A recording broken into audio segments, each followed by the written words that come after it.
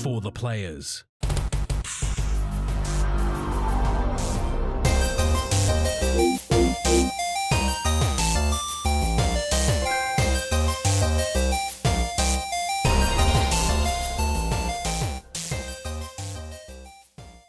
I'm Ryan Betson.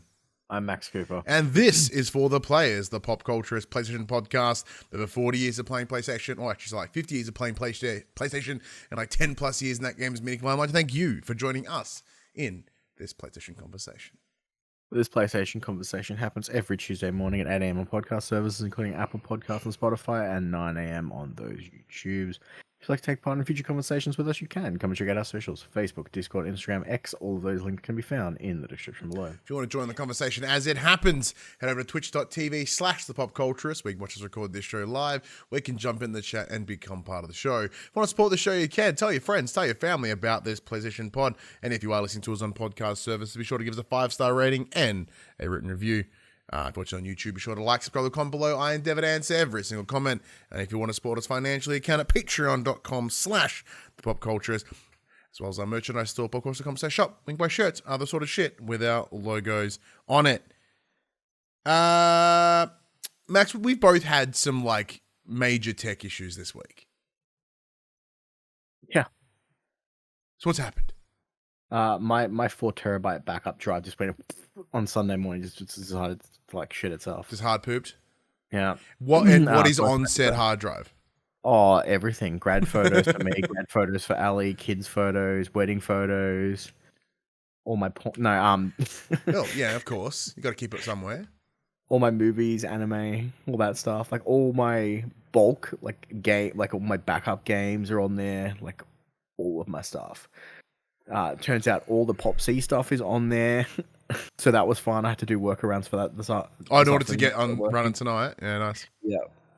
So like everything, because it was my big drive. Put everything on that. So I'm currently in the process of, I downloaded some software this morning that will hopefully rebuild the lost partition, and I'll be able to get all my data back. But currently I'm having IO errors. So I have a feeling that maybe just the SATA cable itself is fucked, and I'm hoping it's just going to be a simple swap out fix, and then I can rebuild the database, and then should be Gucci, because all the software is picking up that the disk is there. It's even showing how much space is on the disk, but my BIOS is not picking it up. So it's just me Goose is a little cooked at the moment, and I really want to get it back because it's got a lot of important shit on it. Yeah. I get that, absolutely. Because like I've got most of my things sort of backed up on little externals for that kind of reason. You know, I'm worried that one of them would just shit the bed and my computer would be boned. But yeah, like my tech issues this week, Max, was the mixing desk. So I use a Behringer Q1202. Which I've been using for the better part of the last like 9 years, right? And there's no on-off button, so I do just kind of leave it on all the time. I probably should unplug it, and I'll probably start doing it now because it's being weird. But on the channel, there is a compression knob, and there's a little light that comes on when the compression is active, and that only normally happens when you hit like a particular volume threshold, and then it compresses it back down to keep it in a consistent spread of volume. I was looking over it the other day, and then all 4 channels had the light on. I'm like, well, there's only one mic plugged in. If I unplug the one mic, what happens? Still all red. I'm like, that's not good. That's not good at all. So then I left it. I unplugged it for a couple of days and left it. I'm like, maybe it's just been on for too long. Maybe it's cracking the poos. Plug it back in, same problem. I'm like, fuck. There is a weird whistling sound every time you speak. Well, then that is absolutely the problem of this. So, yeah. So there's this. It would just read all the compressors are on, and I'm like, God damn it, what the hell am I going to do? And then that realization of, look, I've had it for nearly a decade. It's very likely that it's done. It's just done. So I did spend a little bit of time like researching new mixing desks or a little audio interfaces. I don't like the Behringer's great because it's a big 4 channel, 4 XLR input mic mixing desk. So when we did back in the day, a lot more in-person pods where we could have, we would have 3-4 people at a desk. It was perfect because everyone could run in. It was fantastic. But now that we do everything online, or the only show that we still do is online, I'm like, do I really need a desk that has 4 mic inputs? The answer is no. I probably could get away with one that has 2, like for when I do, post comms here. So I was poking around, see what I could find, and I ended up looking at the Elgato Wavelink, which is like the one knob dingus one. Well, don't forget the one that I'm using has 2 inputs. Like if you need that back, we can swap. Yeah, like I might have to nick that next time I've got to do post comms, just in case if this one poos.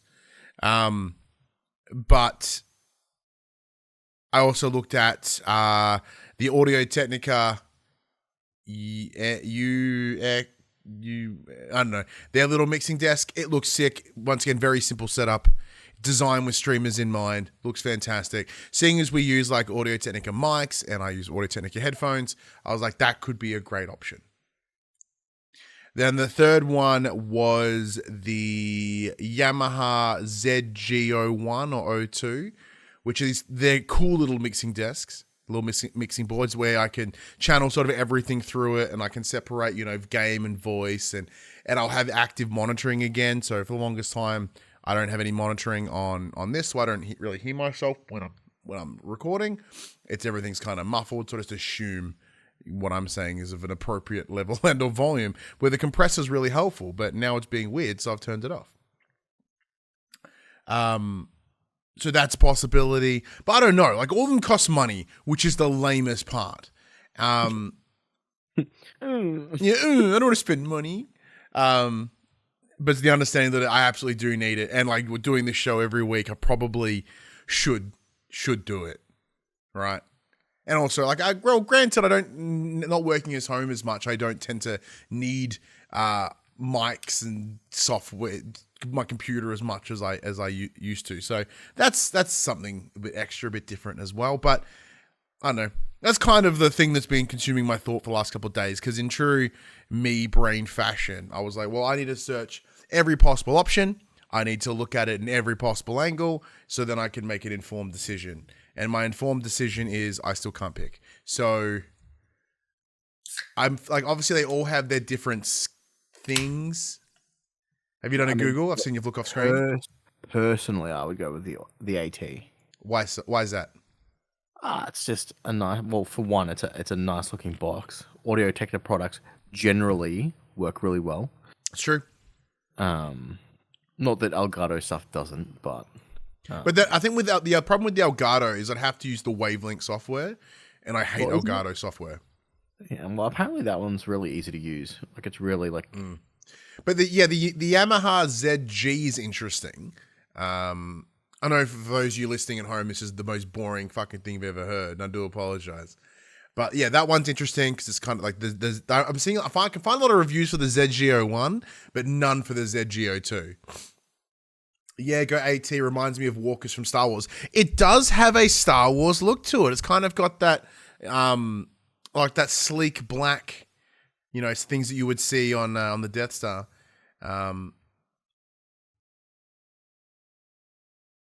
Elgato knows some friends that you.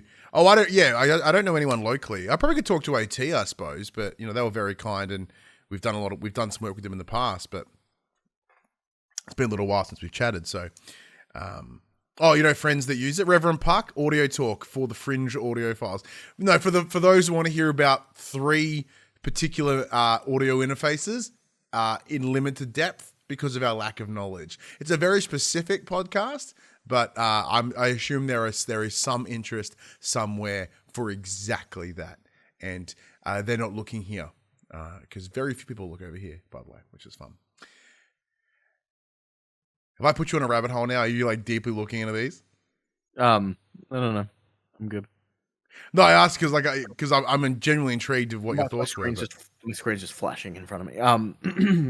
Yeah, no, I think personally, if I was to pick out of the 3, which one I would take, I'd take the Audio Technica. Cool. The design. It seemed like the design itself looked good, like its form factor. Yeah. You've already got AT equipment. You know that they're reliable. Yeah, sure, and I assume they would all sort of like it's all just basic gear, but and it's also not overly expensive, I think JB's got it on sale at the moment. relatively speaking. It's on sale at PC case gear for like $220. Ooh, that's all right. Audio. Okay, I should probably not be shopping on this podcast. But how's your week been, Max? What's been going on? Not much really. Nothing to report? No, not really. I went to a funeral last week. Yeah, it sucks. Sorry about that, dude. Did see someone there that I did not expect to see. Oh, are you gonna share the story? No, I won't share. Boo. Sorry. Because that would be a fun story to share. We have some insider knowledge, everyone. We won't share it. But yeah, it was good seeing people under. It's just a shame that it was under such shitty circumstances. Other than that, not much has been going on. We now just let our 3-year-old child run free. Our 1.5-year-old child run free outside. How'd that go? He has mastered the ladder up and down the trampoline. Oh, that's good. We also have like a climbing thing with a slide. So he climbs up the slide and then sits up the top and then falls backwards and slides down backwards head first. He thinks it's just great. I remember where Hadley, like your daughter, had a pretty gnarly fear of slides. Not so much with Ollie. Oh, he just doesn't give two shits. So I kicked. They were both home today because Heather wasn't feeling well, so she didn't go to school. And I'm like, okay, I need to get some housework done. You fucks go outside. And then I look outside. Ollie's pushed the mower out into the middle of the. I'm just like, fuck's sake. Can you like not try and kill yourself for 2 seconds while I'm trying to do some dishes? That's not how kids work, man. Like they'll find a way. I mean, yeah. He's trying to take the vacuum cleaner outside so he could vacuum outside. Well, don't distract that. Like support that because you want him to be able to vacuum in years from now, right? Yeah, but not inside. Not outside. Don't take your vacuum cleaner outside. But yeah, no, nothing really to report. It's been a pretty chill week. Yeah, and I'm in a similar boat compared to last week. Not a whole lot went down. Had a 40th birthday on Sunday, and that was lovely. I didn't know you were 40. Oh, it wasn't mine. I've still got a couple of years up my sleeve for the moment. I'm sure it'll just come to me rapidly. But yeah, no, during the week was not much, just kind of usual nonsense. You said, a month deep in the new job now. So that's going really well. Oh, Big Shep, it was a fun time. It was. I got to see Big Shep, which was fantastic. And I found it interesting. So obviously there was a wrestling show on the Friday night that I didn't get to go to because I was it's Friday night. I can't do Friday night shows because trying to finish work at 5 and then get across Melbourne to Seaford in, by the time the show starts, not going to happen. But there was a Rumble and I missed it and I'm sad. And good old Shep returned, which is lovely. Pardon me. So there is one thing that happened to you this week. You came and saw me and stole the VR. I did. Have you put the lenses in and have you used it yet? No, I haven't. Now I'll explain to you why. So I saw this is something I saw a little while ago. So our good friend Kieran Verbruge, when they were more prevalent on the Twitters, at that time at Press Start, they were sent these prescription lenses that you can add to your PSVR that will mean you can play without using your glasses. Now, as I wear my glasses 24/7, well, except when I'm sleeping or in the shower or whatever, sometimes I get showered with them on by accident, but I'm sick of wearing my glasses when I play VR because like you've got this thing crammed on your head. It gets warm in there. Your glasses fog immediately, so you've got to kind of keep it off your face, and they slip down. You've got to somehow put them back up. Well, it's a whole thing. So I remember seeing that link a while ago and just sort of leaving it open on my phone. Like one day I will get it. So I went and got my glasses redone in December of last year. So I took a photo of my prescription when I was there. And then now that I started my new job, I was like, I want to buy myself something to celebrate my new job. I didn't want it to be anything crazy. I didn't want it to be anything ginormous. I want to just be something like a little trinkety thing, something that I wouldn't buy normally. And there it was in my Safari on my phone. I was like, let's have a look. So I put my prescription in, and it did come out to about $80-$90 Australian, which is not too bad. Way less than I anticipated. Excuse me. So I was like, fuck it, why not? And, you know, you've ordered glasses before, Max. Mm-hmm. How long do they normally take to get to you? My last pair was like 2 weeks, 2.5 weeks. So I was expecting the same sort of turnaround. I'm like, all right, they've got to go make the lenses because, you know, I'm giving them a specific prescription that's not just going to be available. Like, I assume they'll have to make it. Yeah, no, apparently not. Turns out, like, they just have drawers of these things, I would assume, because I ordered it. Turns out you're unique, just like everyone else. Yeah. Well, I mean, like, the idea of, because everything is like in 0.5 increments or 0.25 increments. So, like, it's impossible for them to have everything unless it, like, runs, then a machine just makes them. Because I got a notification in less than 24 hours being like, hey, it's on its way. I'm sorry, what?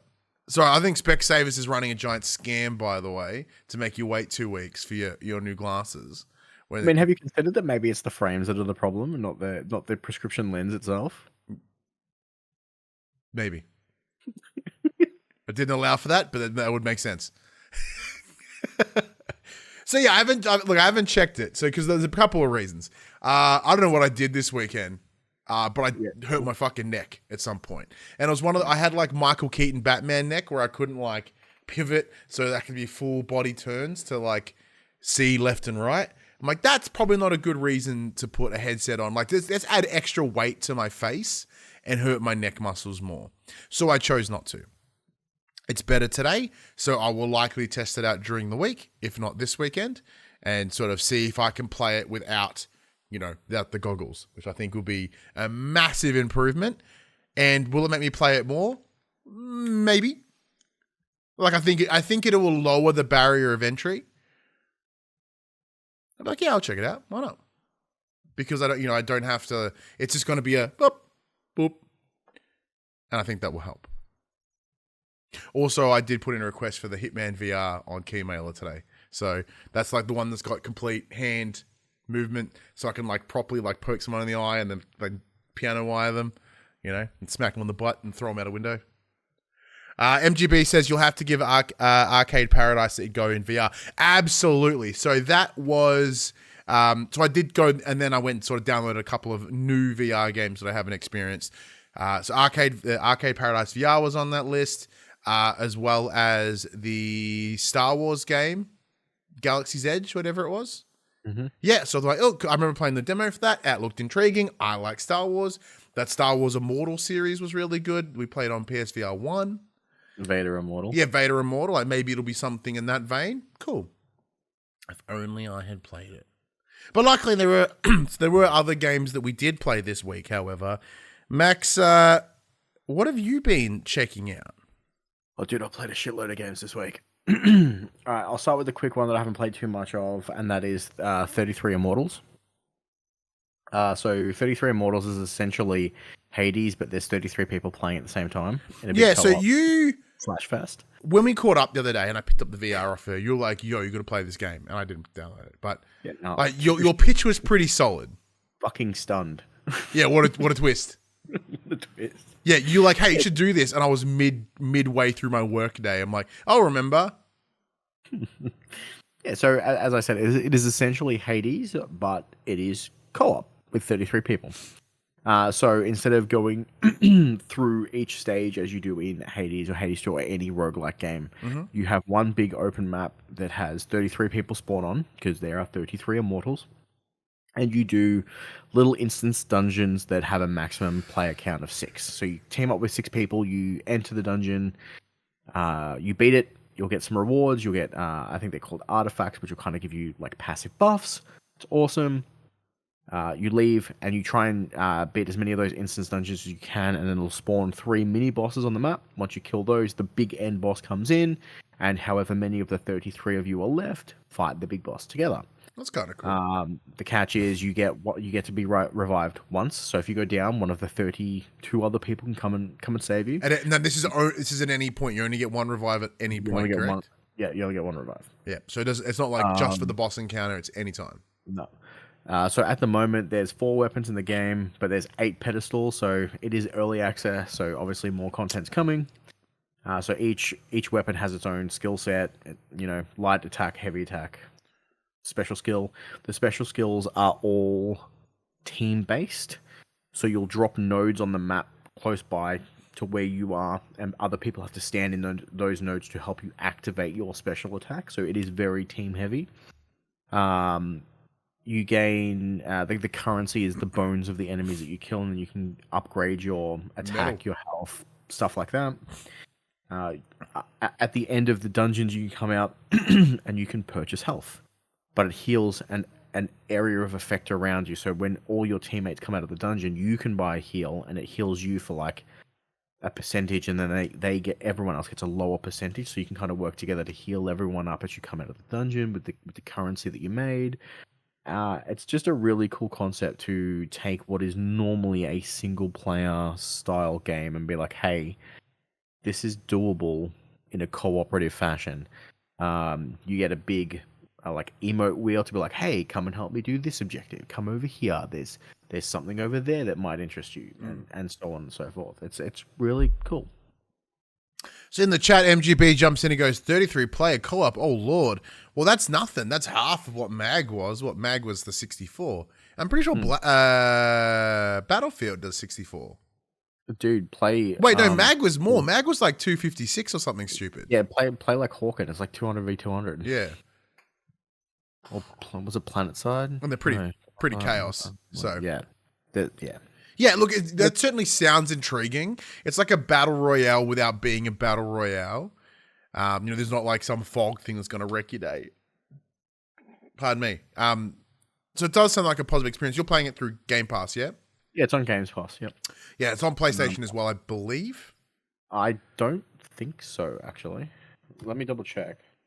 But I think it's a... Well, I think it's in early access currently as part of Game Pass. It's just Xbox and Windows. Oh, well, there you go. So I'm playing it on PC at the moment. Nice. That's really cool.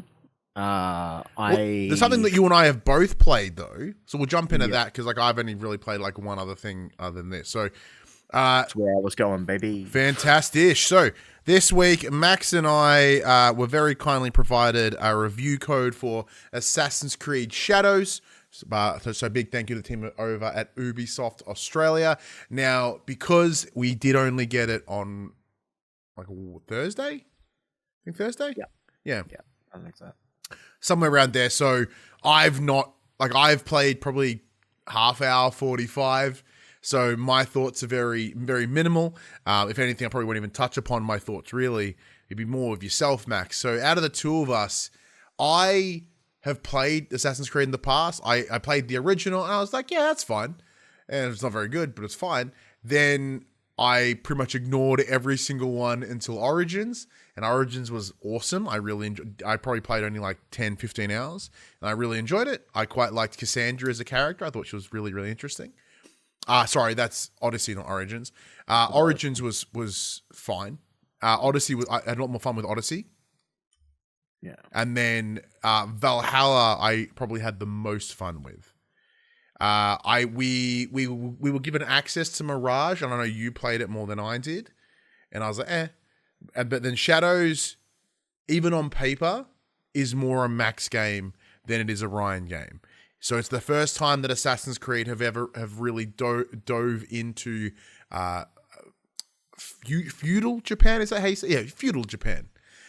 With the characters of Yasuke and Nawe, Nawe being the female ninja, I guess, and Yasuke being this big unit of a just behemoth.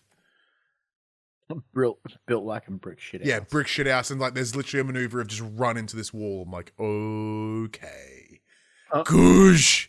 But as I said, you spend more time in this than I have, so I'll let you go for it. Yeah, so I've only played about 2-ish hours of it. I got distracted by something else. But as you said, the mute in the chat's like, we call him a samurai. And that's true. That was the word I was looking for, but my brain hard farted and wouldn't get the word samurai out. Yeah, so I have played all of the Assassin's Creed games. Unity almost fucking broke me, uh, but you know we pull through it. I have liked the change that they've made to a more RPG style game in the later series. I do like the idea of Mirage going back to its roots of doing the investigations before the missions, but I can see why they moved away from that. It is a very archaic system that is, kind of people have moved on from it. It's fun. So I have done essentially the opening sections for both characters. I got to do a little bit of combat. I was referred to as a one-man army and fucked it up. It was awesome. The game is way more graphic than I expected.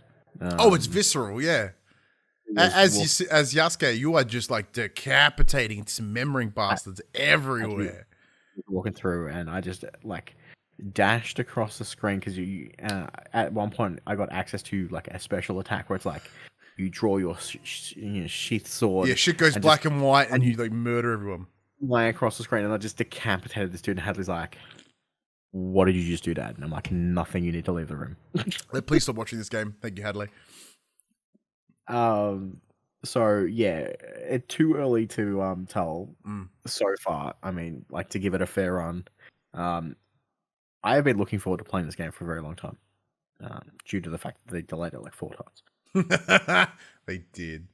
But so far, I am enjoying what I've played.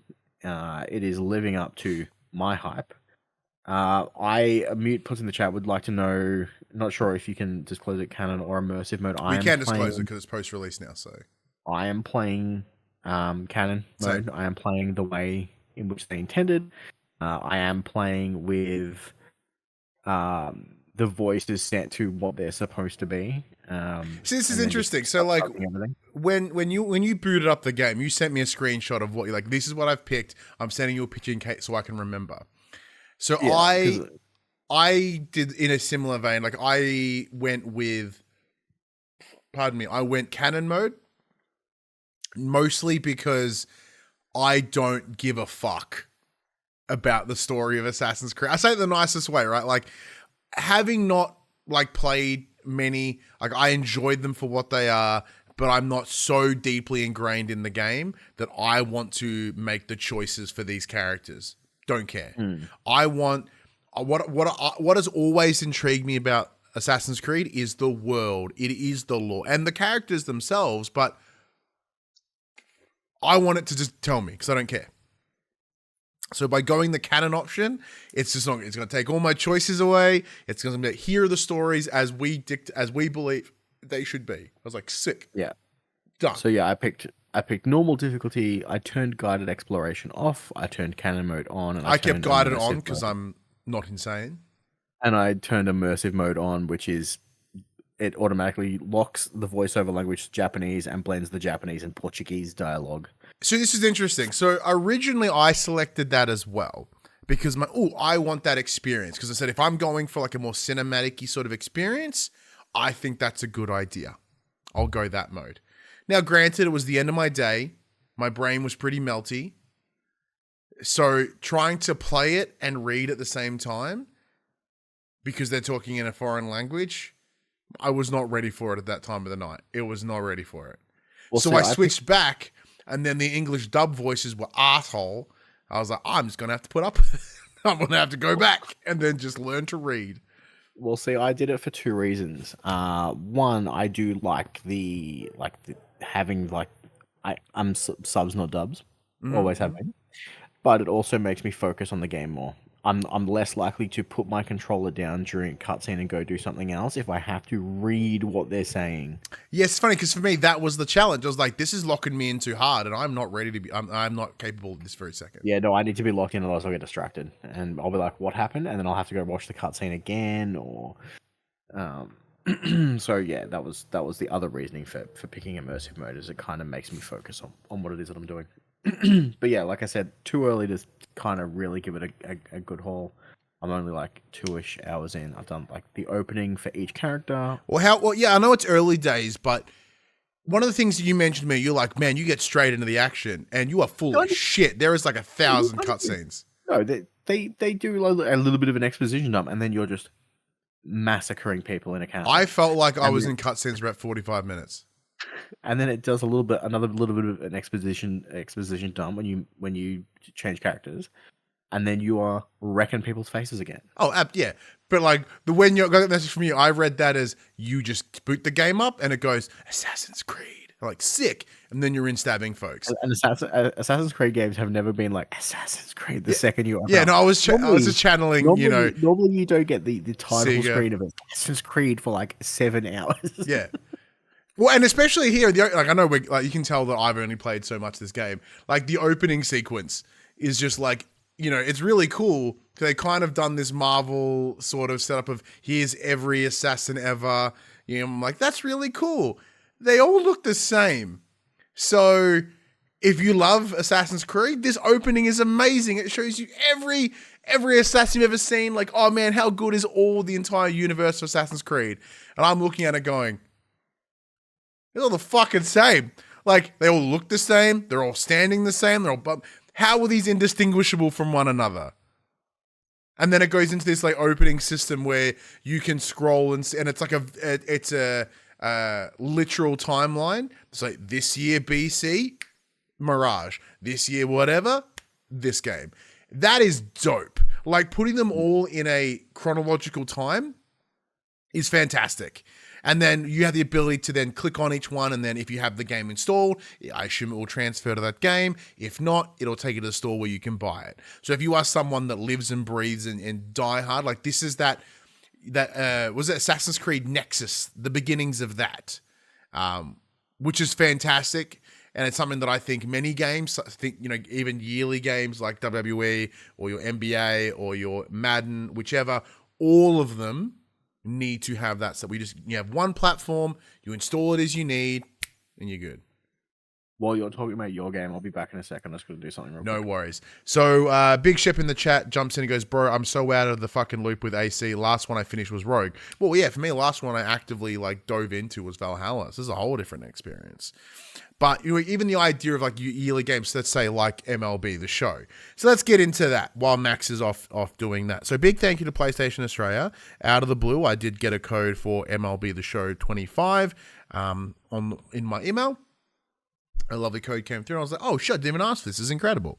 So in previous years, I've talked about this. I am a former mad MLB fan. So back in my days of working in McDonald's, when I used to work overnight, I would, in order to not go insane, I would have the TV on in the crew room, and it would have whatever was available. And so back then, they had just launched Channel 1, which I don't even think they have anymore. And it was essentially Channel 10's solely sport channel. It was like sick, fantastic. So here I am working, doing drive-through, back of house stuff at McDonald's, and baseball's coming on at like 2 and 3 in the morning. So that was cool. It kept me. I was like, oh, this is interesting. And I had friends at the time that were really into baseball. So it was like they were big Boston Red Sox fans. So I was like, oh, cool. I've found this new thing that captures my interest. I've got some friends that are baseball fans. Perfect. I have a new place to get in.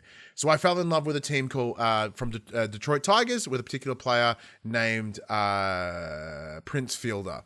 So I was watching it. Bases were loaded. Out comes the fourth hitter, Prince Fielder, 6-something, like 300, 400 pounds. This dude's a unit. Big black man, huge beard. He just walks up, punk, sends that shit, clears the bases. It was awesome. I'm like, whatever team that guy is, that's my team. So that's right. That's in that moment I became a Detroit Tigers fan. And then from there, I ended up grabbing, various games. So I played Major League Baseball 2 when 2K had their own variant. And I also picked up, I believe at the time, was MLB The Show 13. Yeah, holy shit, it was 13. Wow, that was a long time ago. So understandably, I was quite excited heading into MLB The Show 25. I was very lucky to review it with Player 2 and Paul James. last year. Maybe gave me my first Metacritic review score, by the way. Thank you very much. Thank you, Padge. Much appreciate. But so in a lot of ways, MLB The Show 25 is very similar to that of previous years. Now, I've not dived into all of the modes, and I will, very similar to my time with WWE, I will be filling you guys in as the weeks progress. So at the moment, I have hung about in Road to the Show. So Road to the Show is essentially their campaign. So I get to create a version of me. I then play a couple games. In that case, I'm in high school, and then it goes into the draft. Now, there's a couple of changes now. Whether this is something that has been done in the years before, I can't speak to, but mostly because I've never seen it. I saw it this year for the first time, and I'm like, this is incredible. So normally the story, sorry, try again. So the cutscene in the Road to Show, it comes with a bunch of stats because baseball is mostly stats. And it expresses the idea that in order for someone to be really good in high school, to then go into the draft, to then go into the majors, it's like a 0.0 something% chance of you getting to that position. So Road to the Show is kind of the idea of you get there, but they've added some tweaks to it. So I play my character, get into the draft, and I get picked in, was it the 5th round, I think, which is not bad. So it's like there's 30 teams, so that's why I'm like in the 150, 130, somewhere around the 150th to 180th pick. Normally, you just then go into the minors and you just keep playing until you get to the majors. This year, it gave me an option. It goes, hey, I believe them to be real. I'm not entirely sure. I'm not American, so I can't speak to it exactly. But they have created a list of universities that you are then scouted by, and you can go to them to like boost yourself and ideally get a better position in the draft. So you don't play the next 3 years of college baseball. It jumps 3 years in the future, and you get the benefits. When you select the college, it'll be like, what's your exposure? Like, where will they train you? What will the benefits be? So you pick them, and then it kind of gives you a bit of a sneaky boost. Then you play in the championship games for your college. So you become state champions. And then from there, if you do well enough, I'm sure the game will draft you anyway. You then get drafted back into the minors, and you go from there. So originally, my first pick, I was drafted by the Detroit Tigers because I requested it. That's the team that I want to get to. But then I made the choice. I made the choice to then go to one of the schools, and I believe it was the TCU, which is the Texas Christian University. I picked it because they specialized in power, and I wanted to be a big hitter that could just like whale it and sort of help either get some RBIs or put people into scoring positions. Did that, won the state championship, got a great home run in the final game of the series. Betson number 1. So I moved up from the 5th round to the 3rd round pick.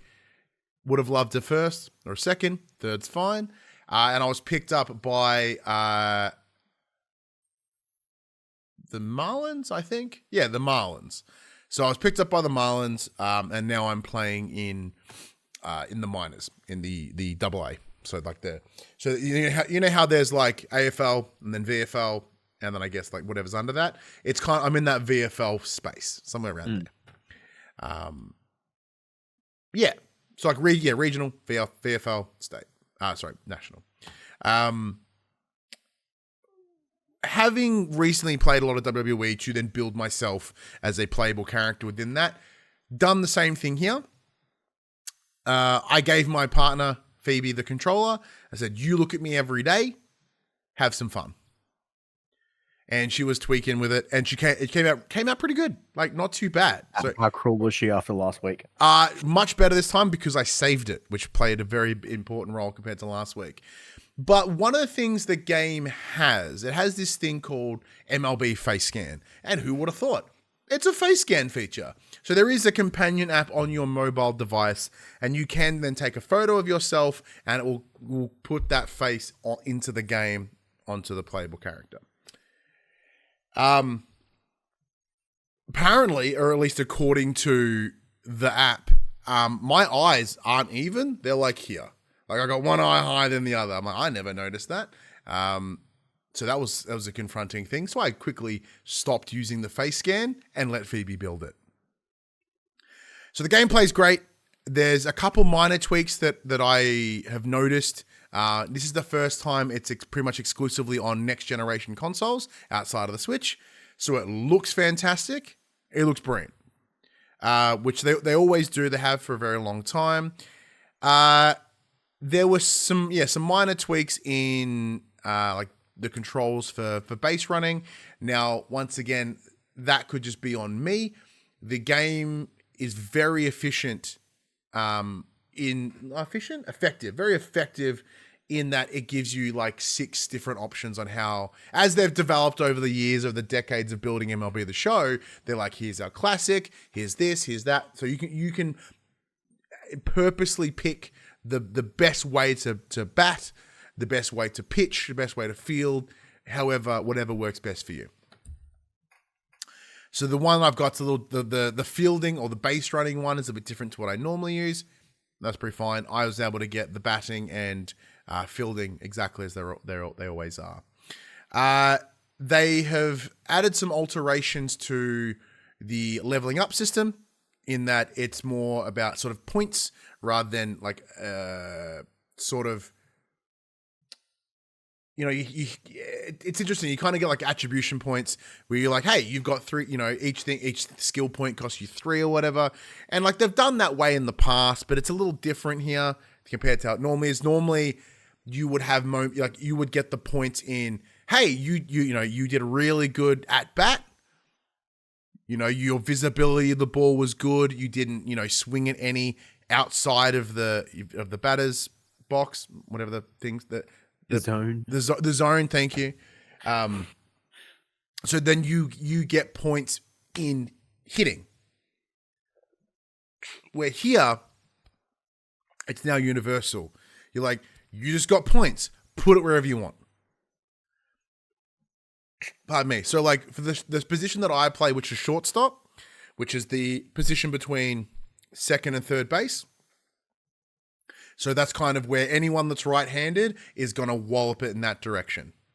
So as a result, I have a lot, I've built up a lot in the past. I've built up my fielding really quickly. It's like, boom, boom. I can just easily get double plays, which is when you take out someone on second and first. So my fielding is just like skyrocketing compared to my at-bat or even my base running. So to be able to sort of like spread that out a little more is quite nice. I have jumped a little bit into Diamond Dynasty, but only enough to sort of open the cool packs because cards are fun, but not enough to properly dive into it like I have in the past. So that's something that will come certainly over the next week, as I've really enjoyed going. Like sometimes every the MLB comes back, it becomes my game that I just go in, I play a couple games, and then I scoot. I've really, really enjoyed it. So a lot more to say about MLB The Show in the coming weeks. As we do get more. One game that I was meant to play this weekend, but I got distracted and sort of wandered off and I was tired, which was Midnight Murder Club. So we still haven't dove into that yet. Hopefully might make some time this week and see how we go. But anyways, let's get into the section where we call Inform the Players. We tell you. Wait, no, you played a whole other game, didn't you, Max? I played a whole other game. Whoa. Whoa. Let's try it again. Man. Max, what else the other game you've been playing? So the other game I've been playing this week, thank you to the team over at Bandai Namco Australia, I have been playing Bleach Rebirth of Souls.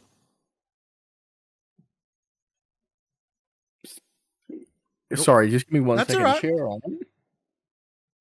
Doing dad checks. Are you alright, darling? So let's have a look in the chat. So MGB jumps in and goes, I'm surprised how MLB The Show isn't on Game Pass anymore, as I know that series has been a big part of it over the last couple of years. Yeah, so even then, the decision to put it on Game Pass was predominantly from MLB, not Sony San Diego. It's more like, hey, we need you to move it, put it on here. I'm curious as to the decision to have removed it from Game Pass. I think they sort of either didn't get the financial backing that they were hoping. Maybe there'll be a bit more of a financial turnaround, or at least it was enough to tease those that are on the Xbox. So they're like, hey, you played it for free as Game Pass, you should go buy it. I mean, maybe they just didn't want to pay Xbox to put it on their service anymore. Also that too. MGB also adds, I'm probably going to pick it up on Switch, which is still amazing how MLB is on the Switch. Yeah, I don't know how it runs. But it ran on Vita for like way too long. Way too long. Cool. It turns out Mute has also played Bleach. Yeah, so sorry about before. Yeah, thanks to the team over at Bandai Namco Australia. I've been playing Bleach Rebirth of Souls. So this is the latest in a long string of Bleach games. However, I haven't played a Bleach game since back on the Wii in 2006. Now, you're a big fan of Bleach the anime. I am a huge fan of Bleach the anime. I have read the entire manga run. I'm currently waiting for the final core of the final season to release sometime at the back end of this year, hopefully. Fingers crossed. So far, this game is awesome. So, I've primarily played the story mode. The story mode is essentially set up the same way in chapters. So it covers each arc of the source material as you play through. So I've done the first two arcs, which is the Substitute Shinigami and the Soul Society arc. So essentially, you becoming a Soul Reaper and you going and saving person who allowed you to become a Soul Reaper. They have essentially what they've done in the story mode is you watch a cutscene, you get some info dump, you do the event, whether it be like your combat, and then you'll get a little bit more of exposition. It'll be like, hey, chapter clear, go to the next one, and it's a branching story as more characters are introduced.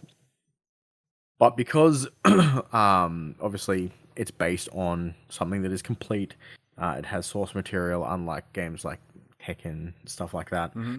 They have added what they refer to as real moments. So instead of just like your objective being win the fight, it's win the fight how it was won in the source material. So very similar to like WWE Showcase mode, where it's like, this is where you replicate real world moments. Yeah.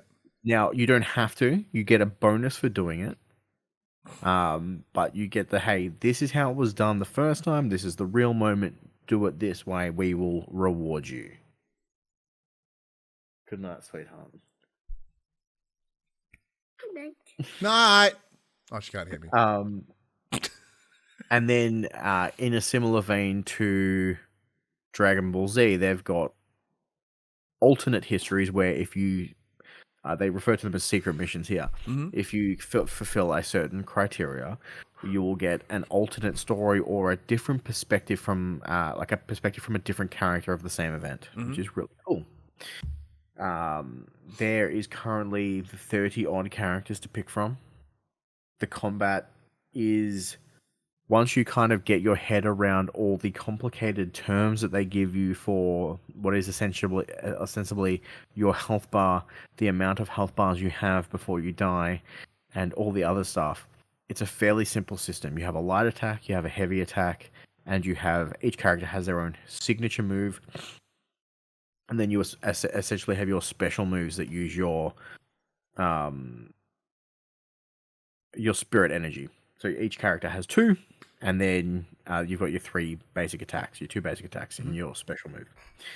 It works as a rock, paper, scissors system. Block beats attacks. Breakers beat blocks. Attacks beat breakers. Very simple. And essentially what you want to do is you want to drain your opponent's HP to make them lose What? Who would have thought, Max? Well, I know. So at the end of each, so there's two different ways you can drain HP bar. So you can either use a special attack. What's the technical term they use for it? Let me pull it up real quickly. Hadouken. Yeah, but it's close. It's like a I just said a word. Kikon. What? It's a Kikon move. It's essentially almost like power. Kaioken. Yeah. It is essentially a power move. So when your opponent's health drops below 30%, and you hit them with a keycon move, it just kills multiple health bars in one go. It's free. But if you drain their health bar completely without using one of those moves, it will destroy an extra HP bar. So it's that risk reward of, hey, do I want to give my opponent a chance to a comeback to deal extra damage, or do I just want to take the easy one? All the characters are played very differently. I've played about 6 of the 30 characters so far. Is this just part of the campaign? You switch between multiple characters, or you consciously choose? There is obviously a free mode where you can pick whatever character you want. They are all unlocked at the start of the game. You don't have to that's right. stick around. Like if you want to just jump straight into versus mode or online, you can. Your characters are unlocked. I've tried to play online. I've tried to play online 3 times. The first 2 times my PlayStation hard crashed. Ooh. And the third time I was sitting in a lobby for like 20 odd minutes and I didn't get a single hit. So take that as you want. Is there like local servers? Is it? So what you do is it plays kind of like the Dragon Ball Z multiplayer where you can be like, I want to verse the person who is closest to me with the best connection. And that's what I picked because fighting games suck if there's the slightest bit of lag. Yeah, of course. Yeah. So, but there's ways around it. Like you and I have played both Tekken and Street Fighter, like locally. Online in the last year. It's been incredible. Like there's been very minimal issues. So, obviously, this is a niche IP game, whereas Capcom, Tekken, they're known quantities, all of that stuff. Yeah, got a bit more money in them than say Bleach. Yeah. So once you get the hang of the combat, you can string together combos. It is really fun. It's fast paced for the most part. For most of the characters I played, I have played one character that for some reason can't dash. It's a real pain in the ass because you can't close the gap very quickly. But I'm digging the story mode. It is super true to the source material. That's Bleach. Bleach is one of the big 3. Yeah, like the second I looked at it, I was like, oh yeah, I know this one now. I've never watched it, but I know it. So yeah, I'm enjoying the story mode mainly because it is hitting beat for beat. The animation style is different to what the anime itself is. It's more of it feels more artistically like a comic book. Yeah, I was going to say, but my next question would have been around the visuals because most anime games tend to look like cheeks. It actually looks pretty good. I am playing with Japanese voice, English subtitles.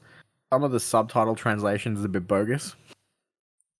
Just because I've obviously, having read the story, okay, I was like, when did you learn Japanese, Max? Because obviously they also refer to everyone by their last name. True, yeah. And they just straight up just ignore that and just put the first name in their subtitles. Which is fine, but for the most part, I'm really enjoying the game. I'm having tons of fun. I hope to play online at some point. Clearly, I'm just having some rotten luck. The game dropped on Friday from memory, so it's still early days. But yeah, so far digging it. Animation style is cool. They didn't seem to get the licensing for the music that the anime used. So there is some glaring omissions of some fucking bangers that should be in there that aren't. Does it change the overall experience for you? Not really. It does take there is one scene fairly early on that there's like a big pivotal moment and there's this banger of a soundtrack and it just wasn't there. And I'm like, oh, that was felt less. Yeah. It was like a little bit anticlimactic from. So like by extension, so you mentioned like this is a fighting game, right? So it's not like Tekken or your Capcom. So how does it play? It is a 3D fighter. How does it play? What are them from a mechanical standpoint? What is its closest simile? Would it be like a Dragon Ball Z and one of those that say? Yeah, it's a 3D or like a BlazBlue. I don't think BlazBlue is completely side scroller though. Yeah, I want to say probably. Yeah, I don't know. It's not as straightforward as like a Mortal Kombat or a Tekken, but it's not as like crazy free roaming as like the Naruto games or the Dragon Ball Z games. Okay. It sits in the middle of those. Maybe Guilty Gear is a 2D fighter, isn't it? Not 3D. Yeah. So mute in the chat. Yeah, 3D arena fighter. So is it like 3D? I know this. I'm just trying. For those trying to like visualize, all right. So when you like, technically like is it Tekken's a 3D fighter because you can move in 3-dimensional space. Yeah. But is this more like a Dragon Ball Z 3-dimensional battle arena? So in the chat, Mute jumps in and goes, since it's Bandai Namco, my guess it's close to Kamen Rider games that are only sold in Japan, but I don't know if you've seen. I have not seen them before. No. For me, it's like playing in 3-dimensional space, right? With like Dragon Ball Z, you're in this huge arena, especially not quite like that. No. So is it like it's a small walled enclosed area, so it's not as open as Dragon Ball, but you don't have free movement. You're not stuck on like a plane. No, you for the most part you are left and right, but you can dodge to the front or back. You can it is 3D. Okay, you'll eventually turn, but and then from like a gameplay setup, is it as simple as like a heavy light attack, or is it like a Street Fighter, as in square and triangle are your punches, left and right? Yeah, so square is light attack, triangle is heavy attack, circle is signature move. Okay. So your combos are literally like square, square, square, triangle, triangle, triangle. Okay. There's no like a bit more arcadey in that sense. You're not pushing like down, forward, front punch to Hadouken someone. Okay. Like if you want to use your special attack, you hold down L2 and you hit your special attack button, similar to like Dragon Ball Z. The only thing you can't do is you can't like charge up. So once you use your like spirit bar to cast your big honking attack, your Dunskies to gain that back, you have to block attacks, take damage, or deal damage. Oh, thank you, Mute. So Mute goes Soul Calibur, maybe? Perfect. I know exactly what you mean by Soul Calibur. Thank you. I think Soul Calibur is a little bit more free flowing in the rotation gameplay than what this is. This is a bit more stiff. All right, but it gives me the context. But I like it. I especially love Soul Blade on PS1, mostly. I think I mentioned it. I bought Soul Calibur the other day, and by the other day I mean like a couple of months ago now, because it was on sale from $120 down to $12. Ooh. On the PlayStation Store. I'm like, oh, thank you. Yeah, hello. Yeah, like I said, I am loving this game. I just wish I could play online. But yeah, sadly, that's not. This just hasn't been in the cards, which is fine because I'll probably get my ass kicked. But all right, now I'm looking at Soul Calibur on PSN. For now, I am digging it. I think they end before what is currently being animated, which is referred to as the 1,000. Whoa! Soul Calibur 6 is $21, down from $144. Yeah, that's what I got, except I paid $12 for it. Damn it! Oh, it's one word. That's why. But yeah, yes, I'm absolutely digging this game. The balance between fighters seems a little bit iffy at the moment, just from what I've played. That could just be my own imperfections on learning their combos and stuff. There haven't been any crazy like skill curves in the story mode at the moment. I've had to redo a couple of fights, mainly because I'm stubborn and want to do the secret missions when they pop up, or the real moments. Yeah, I'm the same. You got to finish all the beats before you move on. Intentionally take damage so I can do the thing, and that sometimes get me killed. But yeah, so far I'm really digging this game. If you are a Bleach fan, it is good fun to play. Yes, so I guess from there, like how is it? I don't know for those that are super faithful. Is it going to win over people that don't have a love for the IP? But as someone who has, it is good fun. It is very faithful for that source material in its story mode. So when we were chatting to our friend Con, our representative for Bandai, they were very curious to hear what your thoughts on the title were, because apparently it's sort of like mixed responses. Where do you think these mixed responses are coming from? I've seen a couple, and they're. I mean, the thing is, everyone has their own opinions, and what they enjoy may not be what I enjoy, all that stuff. So from my own personal standpoint, I'm digging it. I'm having a blast with it. I can see how some things may fall flat to some people. Like I said, the audio, like missing some of the really cool like music that is known to be part of it is a shame. But apart from the crashes from online, I haven't had any like technical hiccups playing the game. I'm not having any problems with it. It is, as Mew puts in the chat, it's a great game and full of fan service. So by being the bigger fan of the series is like, very similar to, how there is like WWE, right? Like I care more about the game because it's the wrestlers that I like. And I'll be willing to look over some probably shit things. Like this was the anime that got me into anime. Oh wow, okay. It was the first anime that I read in manga form all the way from start to finish. I own the light novels; they're on the shelf behind me. Like I am a huge Bleach nerd. Well, I'm glad. In that case, I'm super glad you're enjoying it. Been waiting for a Bleach game that I can play for so long because most of the time they were released on fucking handhelds. And the one that came out on Switch was so shit. It was a 2D fighter where basically you would waggle the nunchuck until you could use your special move, and then you win the. So it was whoever could waggle the fastest won the game. Oof. No one actually played the game properly. It was just masturbate for super move, kill. Luckily, I'm prepared my entire life for that scenario. It's a shame I never played the game. But anyway, let's get... so glad you're excited. Let's get into the section we call Inform the Players. We tell you about what happens this week in PlayStation. Yeah, let's kick things off with Two Boys, One Show. All right. It seems it hasn't been exactly smooth sailing for Amazon's proposed TV adaptation of Sony's God of War IP, which was recently scrapped, starting over from scratch. Nevertheless, the colossal company remains bullish on the project and has already ordered 2 seasons, sight unseen.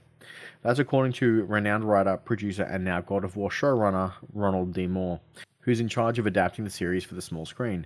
More recently made the revelations on the Sackhoff Show with Candy Sackhoff. Quote, right now I'm working on the adaptation of this video game called God of War that Amazon has ordered 2 seasons of, and they've asked me to come in. I'm literally in the writer's room, and that's my new thing, end quote. Apparently Moore, whose experience with video games is largely limited to arcades in the 80s, has been having a real tough time playing the God of War games, which isn't necessary to adapt the tale, but... does help. He was gifted he gifted everyone with this quote. The controllers now. Press R1. Which one's R1? Oh, I'm dead. I can't get the hold of that. I can't quite get a hold of that. End quote. Yeah, look, it's interesting to the idea. Like, granted, it's funny. I guess playing Split Fiction with my partner in the last couple of weeks. I played Split Fiction this week too. Oh, nice. Got through the shape-shifting level. Oh, nice. It's good level. Like at the back end of the Mega Man level, Ali nearly fucking threw the controller the other night. She was having a real rough time. She's trying to play tight. I'm like, do you want to just stop? She's like, no, let's finish. I could just see her getting more and more frustrated. So by extension, like we'll touch more about Split Fiction next week because I ideally should have it finished, if not pretty much done by then. The idea of those, like L3, R3, the shoulder buttons. Like Phoebe has played PlayStation back in the day, but very quickly she went, there's too many fucking buttons. Well, for us, it's so easy just to know, but like not knowing where like Ronald Moore had been in his gaming world. Like last thing he played may have been SNES. It was arcade machines in the 80s. Yeah. Oh, there you go. Yeah. You held a controller. But yeah, that was the problem Ali was having. She's like, you just sprint more. She's like, I can't. It's really hard to sprint. You have to hold down the toggle. I'm like, no, you don't. You push it once and then push the thumbstick forward. You don't need to hold it pressed the whole time. She's like, are you fucking kidding me? I'm like, nah, man, just push it once and then go. And she's like, it's so much easier.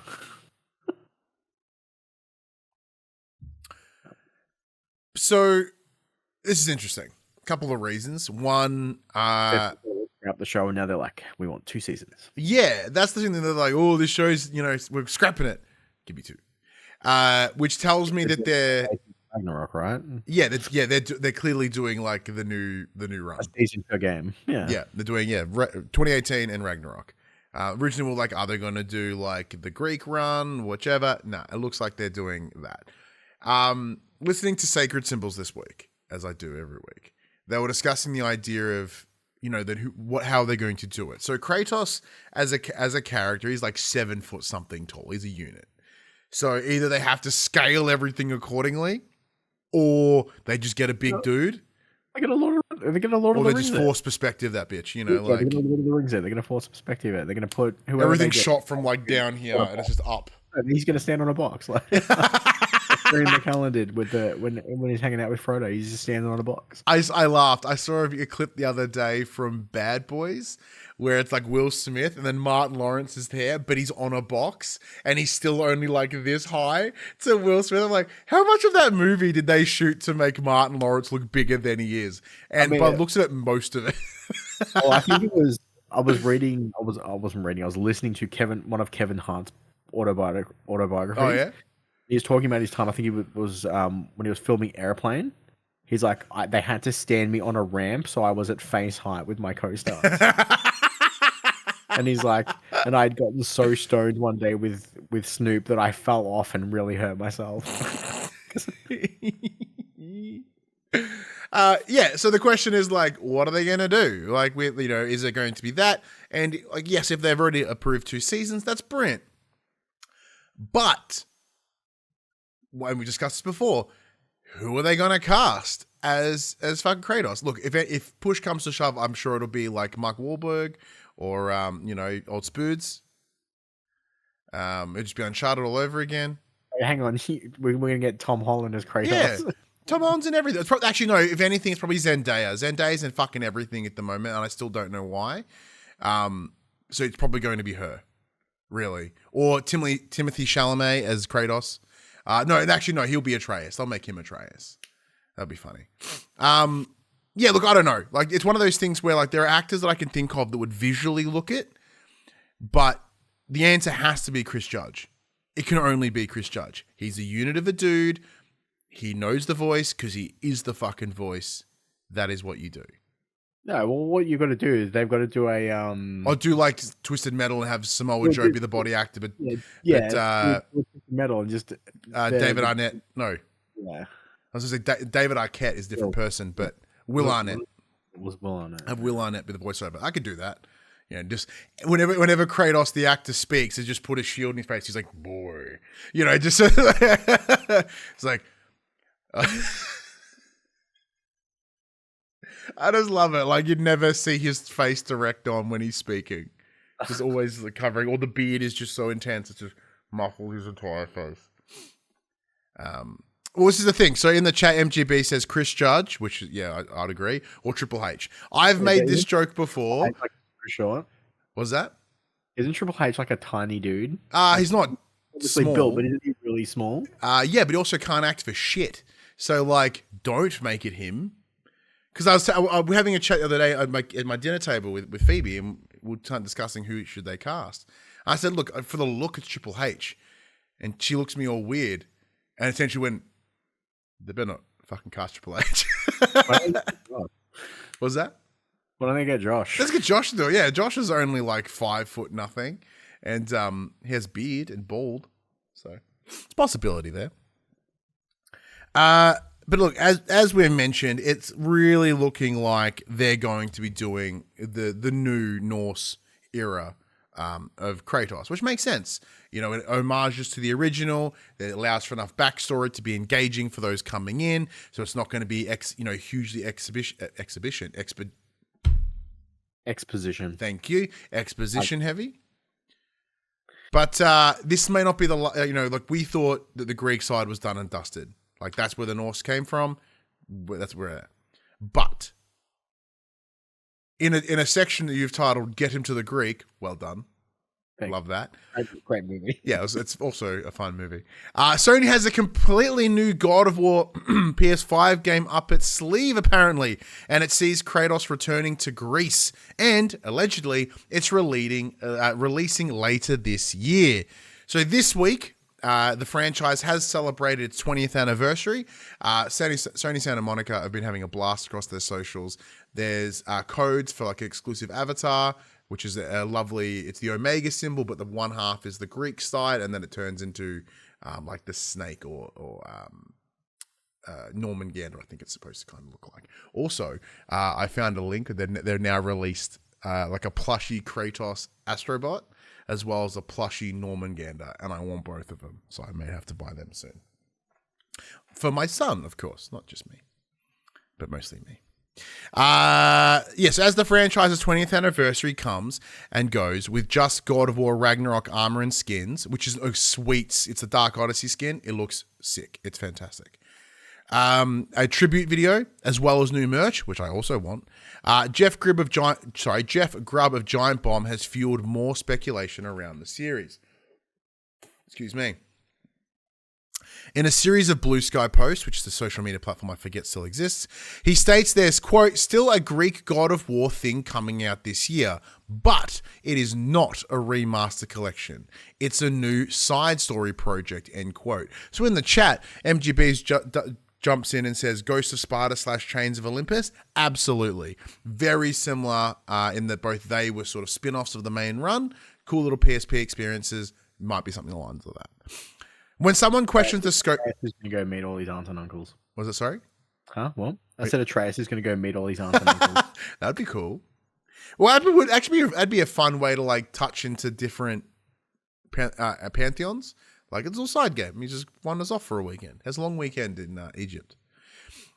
When someone questions the scope of the project in relation to the mainline entries, Grubb says, quote, set your expectations lower, end quote. This suggests it could be a title of similar size to, say, Marvel Spider-Man Miles Morales. Grubb was one of the sources suggesting a remastered collection of the original God of War games might be confirmed around the time of the series' 20th anniversary, so the last week. But, as of time of recording, nothing has happened, and he has stated that, quote, was never told about a remaster collection, end quote. Thanks, man. Instead, he's reached out to, quote, a source about the rumors, parentheses, that I saw were focused on a collection, close parentheses, and they told me that nothing God of War would happen at the state of play, but something could show up at the anniversary, end quote. Well, nothing happened, and we are no more aware of a God of War Greek return. Now, obviously, Max, I can speak about God of War all day, every day. Where are you at with this? Would give me an opportunity to play the old. If they're doing the remaster, but if they're doing a new in the Greek, you know? Yeah, cool. Depends on what they're doing. It depends on what it is. Yeah. Depends on the story they're telling. Like, it depends. Because, like, don't you fuck them all up in the first three? Oh, you murder them, all of them. Yeah, well, who's left? Who are we going back to see?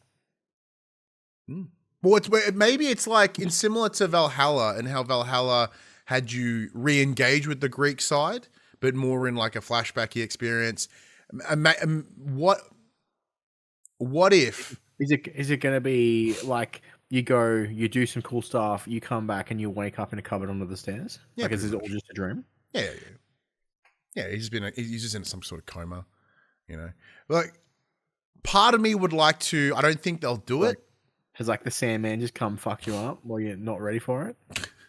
Well, they said it's like Miles Morales, I suppose. And there's a whole lot of Sandman in that. Or in Spider-Man 2. But what I would personally hope for, I don't think they would do it, but I'd love to see it. The amount, like, with not everyone having played the original God of War, series, very few people, when they went into God of War 2018, like, they sort of focused on the idea of Atreus being, like Kratos' first kid, his only kid. Like, they failed to remember Calliope and his wife, which he was, tricked into murdering by Ares. Part of me, at least for my own conclusion within the God of War world, I would love there to be a way for him to like, I know she's like dead, but like in one of the PSP games, you do get a moment with her, and it's actually really brutal because one of the cuts, the quick time event in that scene is she's hugging you, but you have to leave because you're in the afterlife and you're not supposed to be there. And so you just have to like pound circle to essentially push her away from you, which is horrifying. Like, she is so happy to see him again. and he has to push her away because he needs to leave the afterworld. So I would love there to be some crossover with Atreus and Calliope, just to have this moment of being like, hey, yeah, you're a brother, dude. Like, you may not realize it, but you are. They're not here anymore, but there's a way, you know, there is this way that we can see them in some capacity. I think that would be lovely to see and experience. It's a heist adventure to steal the Sword of Olympus. Get another weapon up in your repertoire. Oh no, you don't. Don't you get the big honking sword in Ragnarok? No, in 2018. No, you get the fucking Spear of Destiny. Yeah, you get the Dropnir spear. It's definitely not the fucking sword. It's the Spear of Destiny. Oh, no, there is like one of your rage abilities is like the sword. Oh, okay. So you don't get it as a weapon per se, but you do have access to it. Okay. So that's personally what I would like to experience. I don't know how they would explain that. I think it would have to be in like some Valhalla-y sort of way, or as spoilers for everyone anyone that hasn't played Ragnarok, it does end with Atreus going on his own adventure. Like it's him and the girl giant whose name escapes me right now, and the second that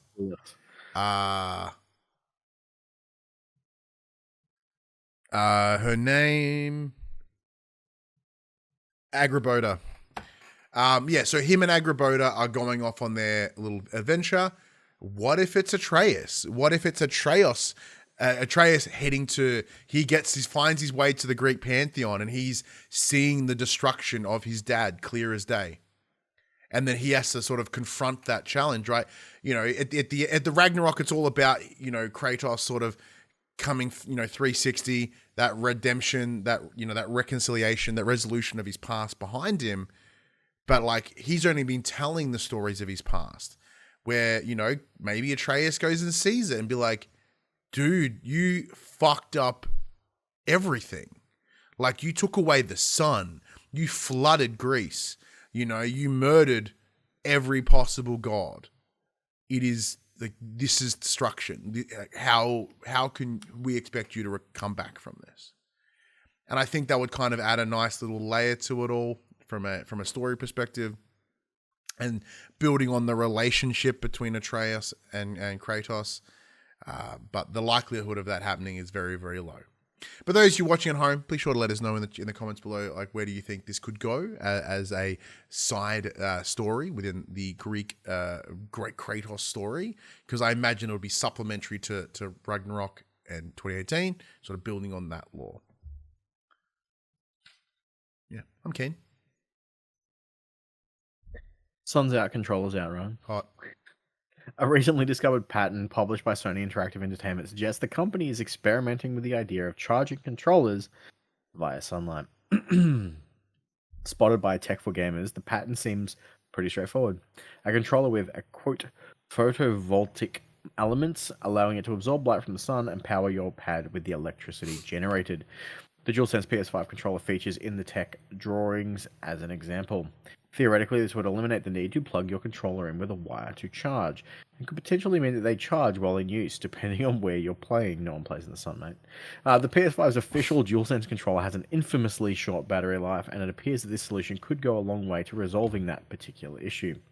Obviously, as with all pads, this isn't indicative of any real-world product, at least not yet. If Sony does decide to develop this idea further, it's possible we could end up with pads that can charge up totally wirelessly just from exposure to the sunlight, and then all our white controllers will turn eggshell yellow. oh my god! Speaking of eggshell yellow. So Phoebe, her parents have like this storage container at their house in wherever the hell it is, and they were going through it, and they're like, "Hey, we found all this old PlayStation, like our old PlayStation 1 and 2 and games. Do you think Ryan will want it?" I'm like, "Fuck yes, I want it." But then additionally, they also found her original Game Boy, and that cunt is so yellow. Like, so much so you take the battery pack off and it's a whole different fucking whole different color. She's like, "Oh, I have a yellow Game Boy." I'm like, "What, like a Game Boy Color or a Pocket?" She's like, "No, it was one of the big brick ones." I'm like, "They only came in one color.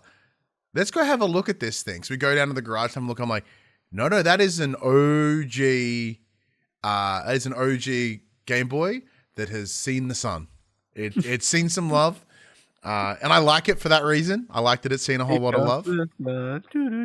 Yeah, but it doesn't look well. The whole screen's fallen off. It's the screen protector thing. It's a thing. So we might re-glue it and see if we can get it working. But MGB in the chat does go, there's even like solar powered TV remotes, and there absolutely are. Like my Samsung TV has a little panel on the back, and I have charged it once, like by a cable, and that was when I got it. But all I do is I just leave the the remote on my couch, just facing up, and it charges. Like, doesn't need direct sun, it just needs sunlight. And thankfully my lounge room gets a good bit of light during the day. It's just having it there, it's going to pick it up. So the idea of, let's just say, replacing the touchpad with that, with a solar panel, or making it a touch-sensitive solar panel, that seems like a way fancy tech than it should be. But that's probably the best way to do it, right? The best way to make it happen. Or even, in the DualSense, how they've got those little, like, an example would be... Come on, man. Solar-powered knobs. Yeah. Like in the grips, maybe. Like, that's where, like, the panels are, which the problem is that then the second you hold it with, as most gamers have probably very disgusting, dirty hands, immediately filth the solar panel. You should clean your solar panels regularly. Cheeto dust. Yeah, it's just assorted shit. Just covering it. And the fact that some people in anger squeeze their controller and then suddenly it just breaks all the panels. It's not a bad idea. In principle, it is not a bad idea. In execution, I don't know. What are you, like? You down? I don't have any sunlight in this fucking room. Why not? Grab the window. No, okay. There's one window on my. So for those playing at home on the video, over that way there is one. It's one of those real thin, strippy top of the wall ones. Yeah, but right next to me on that side is a 2-story house. Oh yeah, so true. It's not even gonna matter. Good old burbs. Wouldn't even matter. Yeah, it's true. I suppose I could set up like this cool fucking mirror system and just like blast some sunlight. It's like when they found that tomb in the Mummy, like boom, boom, boom, boom, boom, boom, boom, boom, boom, and then just hits your controller directly on, like, and it charges like 3%. Get the magnifying glass out to magnify the power, so it fast charges and you can match your controller. Yeah. All right, well, let's get into what is the title of the episode, and that is Silent Hill F Max. Yeah. Let's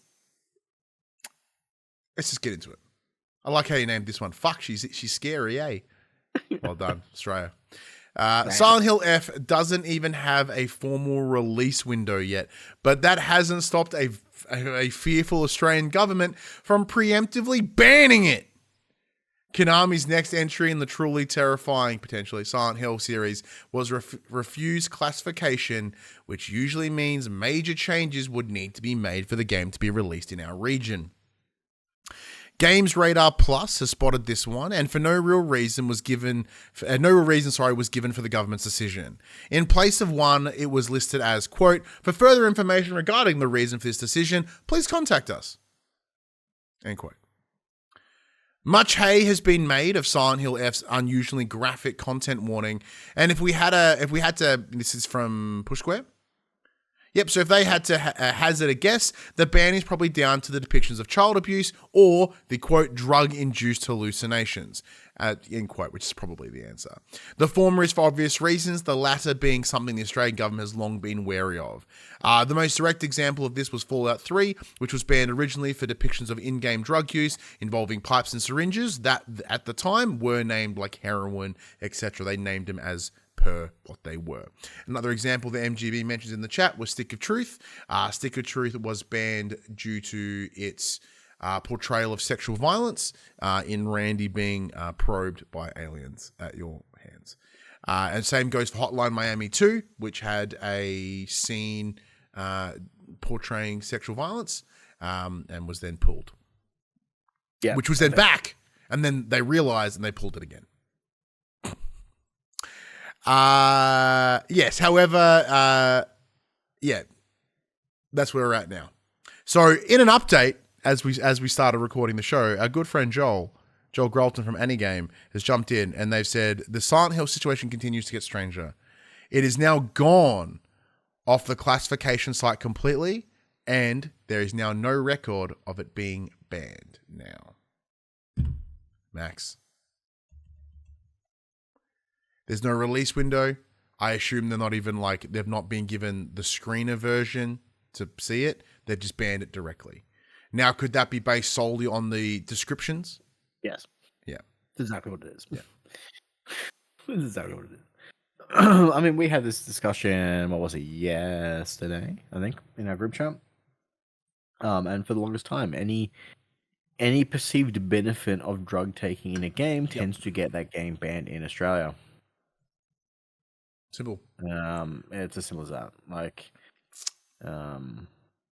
And there's drug-induced hallucinations. Is that what you need to do to get into the Silent Hill world to see the that would be classified as a buff or a boon? You have to do it to get experiences out of the game. Therefore, you are rewarded for using them. Therefore, it's banned. Is the system wrong? Perhaps. Is it old as fuck? Yes. Does it probably need to be looked at and updated and have, people of this century looking at it? Also probably yes. But yeah, it's just one of those things. Australia is notorious for ban hammering shit like this. So I'm just currently having a look to see whether there's more information as to what, well, I think look, because we're so early days within the announcement and reveal of Silent Hill F, what they deem as drug fueled hallucinations, we don't know. So with what you've mentioned, so go in the chat first. Go ahead. Yeah, sorry, MJB puts in the chat. If it gets banned here, it's probably going to be one of the largest games that people will want to import, as all consoles are region free. Yeah, I imported Mortal Kombat X back in the day when Mortal Kombat X got banned in Australia, and although it was still delivered to me, I did get a lovely note from customs being like, "Oi." I imported Manhunt 2, which was banned immediately, and I don't know what's a fucking thing. So, good old Play Asia. Oh yeah, mine was eBay. But so, what was the note from the customs? They're like, "Oi, this is banned," and I'm like, "Okay, you still sent it to me." I'm allowed to have, whatever I'm gonna do. So, for me, it's gonna be really fun. Do we email our local Konami rep and be like, "Hey"? But if it's now been wiped of record of being banned. Well, the thing is, if it gets banned in Australia, there won't be any quote unquote oceanic codes. One would imagine. Absolutely true. Then there's the whole moral area of supplying a known banned substance. Yeah, we wouldn't want to do that to Mikey now, would we? Then there's the whole, you would then have to. There would be physical evidence because we would have to, show that we reviewed it and just this is what happened. Yeah, we have to disclose it. True, banned version, something that was banned. We played it. We don't we very rarely are we actually given provisions where we have to state that we received the review code. We do it for every game, just out of full and allow for full disclosure and transparency. But also, it's just a nice way. We want to acknowledge that they have kindly provided it to us. I think it's important. So yeah, we'd be in a real tough spot. Thanks to 5-Star Games Australia and Konami. Yeah, that'll be a PC game, I think, if it gets banned in Australia. Oh yeah, I'll play the fuck out of that thing on PC. Especially if it's the fact that it's banned or refused classification in this case.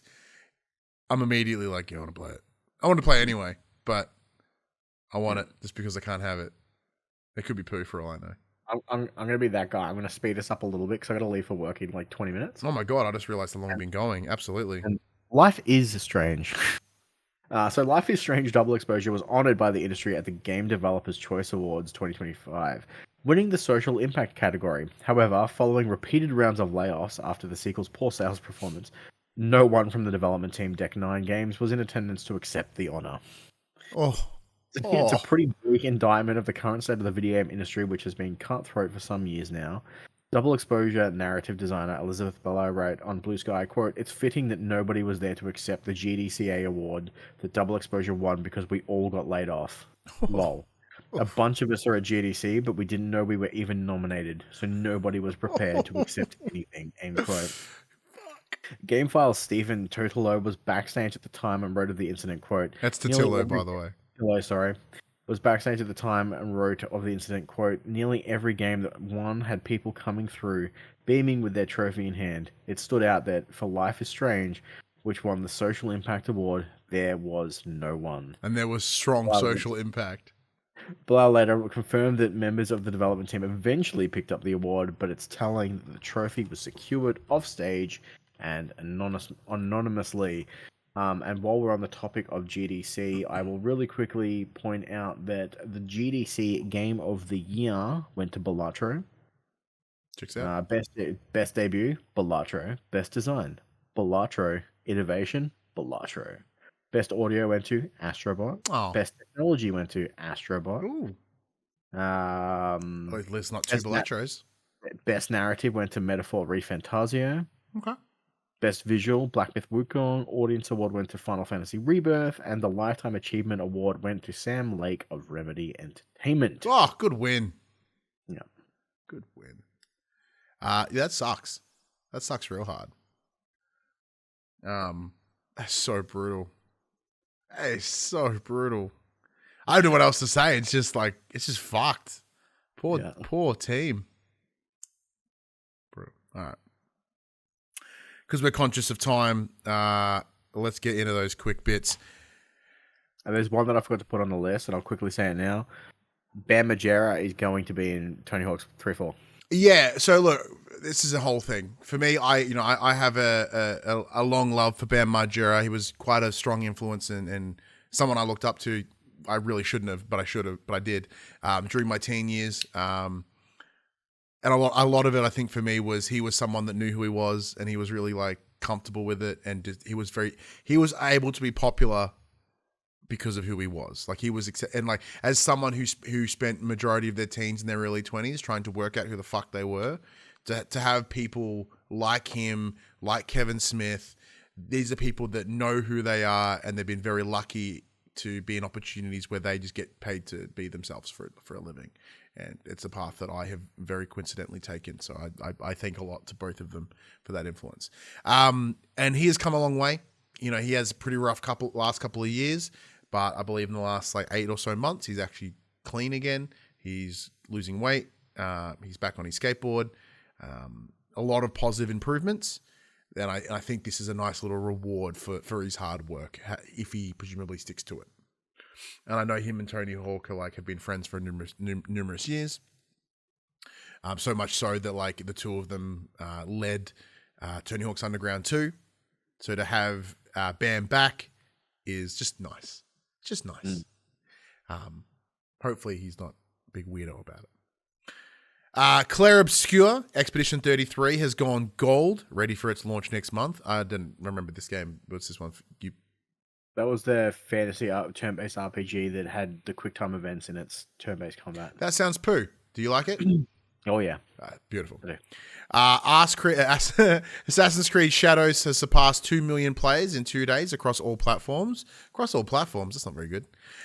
Persona 4 Remake hopes high as a domain similar to that of 3's was found online. Is it need a remake? Persona 4 is great. It's stuck on, but it's also stuck on a handheld. Nah, it got a PS4 version. It did get a PS4 version, didn't it? Yeah, absolutely. And finally, PlayStation has itself a new first-party studio. It is by Jason Blundell. He is the developer lead and the director. It is called Dark Outlaw Games. So it was revealed during an interview with journalist Jeff Gersman, and it was, quote, been working away in the shadows on an unknown project. Quote, it's such a privilege to be able to do it with Sony as a first-party studio, and Sony doesn't set up first-party studios all the time, so to have that privilege is humbling. It's really nice, and I'm really excited. So the interesting parts around here is that in 2021, the studio signed a deal with PlayStation Blundell has history working with Activision for the better part of 13 years. He is best known essentially as the father of COD Zombies in a lot of ways, before leaving in 2020 to form Deviation Games. Now, Deviation Games in 2021 was also a studio that was signed of a first-party deal with PlayStation to create a AAA IP. However, Blundell left Deviation Games in 2022, and then the developer reportedly laid off up to 90 employees. And then by March of 2024, Deviation Games was shut down. So this is the thing that we have known, that there has been a secret studio within PlayStation for the longest time. The original assumption was it was out of San Diego, and may have been, working on that rumored Uncharted sequel. So the thing here is we don't know whether it's... I believe they're working on a game, and it is currently codenamed Delta, which translates to 4 in the Greek alphabet. So potentially, I know from the once again, listen to Sacred Symbols this week, they were discussing the idea that potentially it means, Resistance 4. Once again, with Blundell's experience being within the first-person shooter space, potentially it's that. Max, what you chuckling? What you chortling? Are you sending memes while we're doing a fucking show? Sorry, I was Okay, that's a really good meme. that's not the one that I'm chuckling at. This is what I'm chuckling at. What have you said? Oh, it's Will Smith, but he's Hulk Hogan. Yeah, keep my wife's name out of your mouth, brother. Yeah, so look, there's a high chance that Blundell's working on a shooter, but we don't know where, when, how, with who, or why. Well, no, why makes sense because they don't have Call of Duty as much anymore. But I'm intrigued to see what it was. It's still early days. They have Call of Duty as much as they ever had, but sure. No, but I mean in terms of they previously had those marketing deals for the map packs, etc. That is long gone, ain't gone back. So very curious to see. What you brought up a very good point, and it's something that I had considered around the creation of this new studio. Oh, is that he has a history of bailing and then them turning to shit? No, it was more of isn't he just he left Deviation, it got shut down, he's opened this new studio, and then hired a bunch of Deviation people. Everyone but the guy he created Deviation with. I'm like, they've got beef.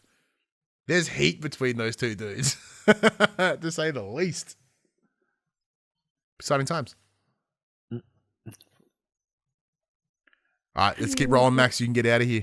All right. After QUICKBITS comes upcoming titles. So coming out on the 24th of March, so that's today, we have Cypress Legacy coming to PS5. On the 25th of March, we have Breakout Beyond coming to PS5, PS4. Akatsuki Lord of the Dawn, PS5, PS4. On the 27th of March, we have AI Limit coming to PS5, a China Hero Project title. We have Atomfall coming to PS5, PS4. We have Blue Wednesday, PS5, PS4. Care Bears, Unlock the Magic, PS5, PS4. Distant Bloom, PS5, PS4. I Have No Mouth and I Must Scream, PS5, PS4. Instruments of Destruction on PlayStation 5. Gal Guardians, Servants of the Darkness, PS5, PS4. Karma, The Dark World, PS5. Shadow of the Orient, PS5, PS4. Sports Renovations, PS5. Oh, I keep seeing that one on Keymailer.